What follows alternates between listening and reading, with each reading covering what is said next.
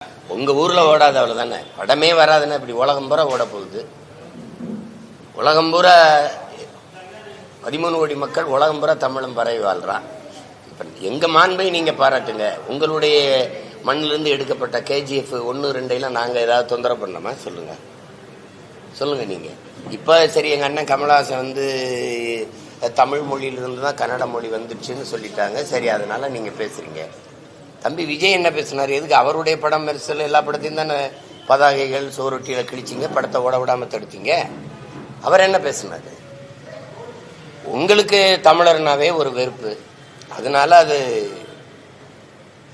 நீங்க இப்படித்தான் பார்க்கணும். நீங்க தமிழில் இருந்து பிறந்த மொழிங்கிற ஒரு வரலாற்று உண்மையை சொன்னதிலேயே கன்னடர்களுக்கு வெறுப்பு இருக்கு. தமிழில் இருந்து வந்ததுன்னு சொல்றதுக்கு, இந்த உண்மையை ஒத்துக்கிறது கூட மனசில்ல, அவ்வளவு வெறுப்பு இருக்கு. ஆனா அதே கர்நாடகால இருந்து வந்த ராமசாமி பெரியார் அவர்களுக்கு தம்பி தமிழ்னாவே வெறுப்பா இருக்கு. தமிழை சனிய ஒழிங்கிறவங்க. அதே அவரை கர்நாடகரை நாங்க தமிழர் தலைவராக இருக்கணும், தந்தையாக இருக்கணும். எப்படி இருக்கு பாருங்க. தமிழ்னாவே அவ்வளவு கசப்பு, அவ்வளவு அருவருப்பா இருக்கு அவங்களுக்கு.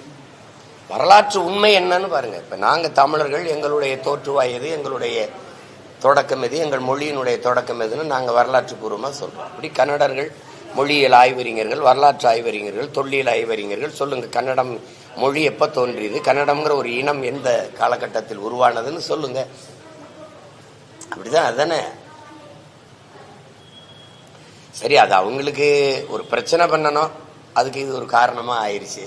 அதாவது படத்தில் நடிக்கிற ஆர்டிஸ்டோ இல்லை படத்தில் நடிக்கிற டெக்னீஷியனோ அந்த படத்தில் நடித்து முடித்து ரிலீஸ் ஆகிற வரைக்கும் பொதுவான கருத்துக்களை, அரசியல் கருத்துக்களை, மத சார்பான கருத்துக்களை, மொழி சார்பான கருத்துக்களை வெளியிடக்கூடாது அப்படின்னு ஒரு தீர்மானம் இருந்தது. அப்போ வந்த டெக்னீஷியன்ஸு, டைரக்டராக இருக்கலாம், எதுக்குன்னா எங்கள் சுதந்திர பறிபோதே, எங்களோட இது கருத்தை சொல்லக்கூடாது, நாங்கள் என்ன அடிமைகளா? அப்படி இல்லை விஷயம்.